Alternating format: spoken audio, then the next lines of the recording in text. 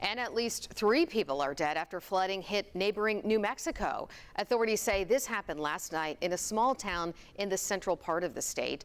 Officials say they're working to figure out how many people are missing there. This is incredible video right there. So far, crews say they have rescued at least 50 to 60 people. There you see a home being washed away. Heavy rain fell on areas that had been burned in a large wildfire last year, and the water pushed vehicles into homes, and as again you see homes down the river. New Mexico's governor has declared an emergency and is asking for help from the federal government.